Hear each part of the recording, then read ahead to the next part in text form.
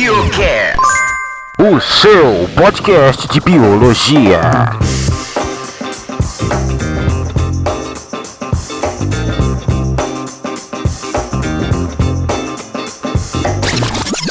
Bom dia, boa tarde, boa noite. Começa agora mais um episódio do Biocast, o seu podcast favorito de biologia, com o nome mais original do mundo, senhoras e senhores, exatamente. Apresentado pela minha pessoa, o seu anfitrião favorito, vulgo Gabriel Carvalho, Brasil. Toda a nossa equipe, Ana Carolina, Jorge, Murilo, Naile e Thalita, preparou com todo carinho esse episódio massa e cheio de conteúdo bacana para você aproveitar. Então senta aí, fica confortável, pega alguma coisa para comer e vem acompanhar o episódio de hoje com o tema de aves. Biocast.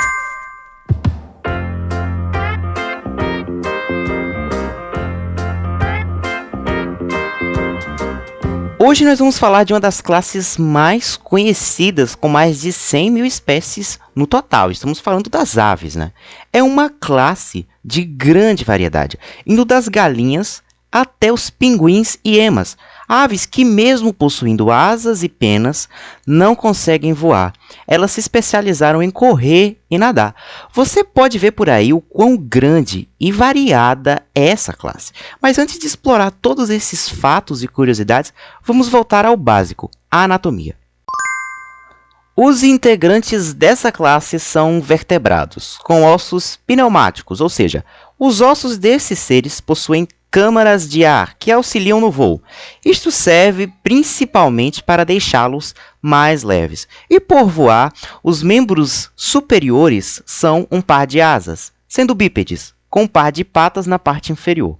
O seu corpo inteiro é coberto de penas de queratina, responsáveis por agregar calor, estabilidade no voo e resistência à água, muito importante para animais que voam, não é verdade? Ainda tem a presença de sacos aéreos ligados aos pulmões, auxiliando na respiração. Tanto as asas quanto as penas foram consequências evolutivas da época dos dinossauros, onde foram gerando partes do corpo que os ajudassem a sobreviver dos mais ferozes répteis. Você pode estar se perguntando qual é a relação entre as aves e os dinossauros, não é? Pois muito bem, vamos lá. Aquela imagem clássica que o Jurassic Park passou da maioria dos dinossauros foi um pouco equivocada. O filme foi produzido e lançado nos anos 90. Naquela época, a paleontologia não havia conseguido encaixar ainda as peças corretamente. Posteriormente, essa ideia de dinossauro lagartão foi se esvaindo. Uma nova pesquisa da Universidade da Pensilvânia, Penn State, nos Estados Unidos, revela que uma espécie de dinossauro com penas que viveu no estado norte-americano do Novo México há 67 milhões de anos foi um dos últimos raptors sobreviventes. O estudo foi publicado na última quarta-feira, dia 26, na revista Scientific Reports. Essa notícia é da redação Galileu, foi publicada no dia 27 de março de 2020. Olha só, a maioria dos raptors eram apenas um pouquinho maiores que as galinhas que temos hoje, né? Isso é impressionante. Contudo, não ache que eles eram pouca coisa. Eles tinham uma força monstruosa na mandíbula e corriam muito rápido, daí o nome deles, né? Com a evolução, eles mudaram e hoje são as franguinhas que conhecemos hoje. Biocast.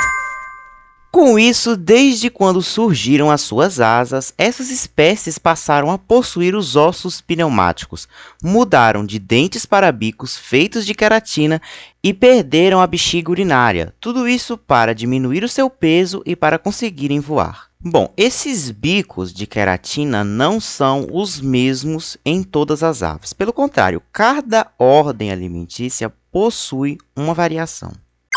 Aves carnívoras, como as de rapina da ordem Falconiformes, possuem bico curvado, exatamente por esses bicos terem uma força maior no momento de desfiar a carne. Normalmente, esse tipo de bicos são de cores chamativas e diferente das penas. Aves granívoras possuem bicos pequenos e arredondados, sendo proporcionais ao seu tamanho e perfeitos para capturar grãos e sementes, como os canários da ordem Passeriformes. Aves frutívoras, como o tucano da ordem Pisciforme, possuem o bico curvado, parecido com o dos carnívoros, mas com menos força, já que essas aves se alimentam apenas da polpa ou da semente das frutas. Aves insetívoras possuem bicos alongados capazes de se infiltrar em lugares profundos em busca de insetos, como o pica-pau, também da ordem Pisciforme.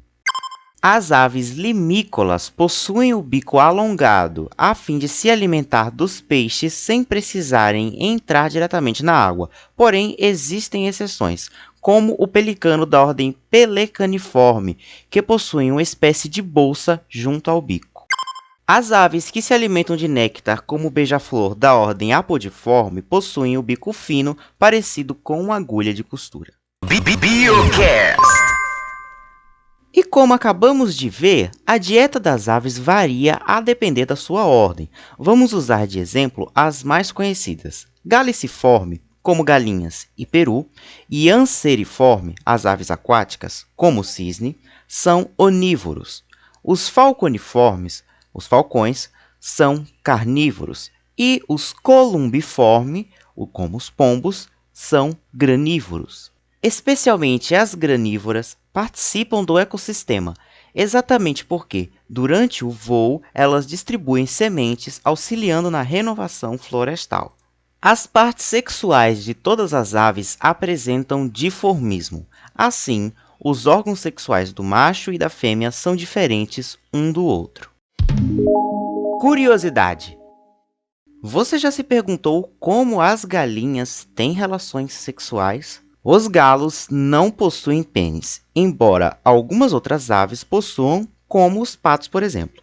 Os galos e as galinhas realizam o ato sexual com a justa posição das cloacas. O galo produz o esperma normalmente no seu órgão sexual e faz apenas depositá-lo na galinha pela cloaca. O curioso é que durante a incubação dos pintinhos machos é possível perceber uma pequena protuberância no lugar onde estaria o pênis.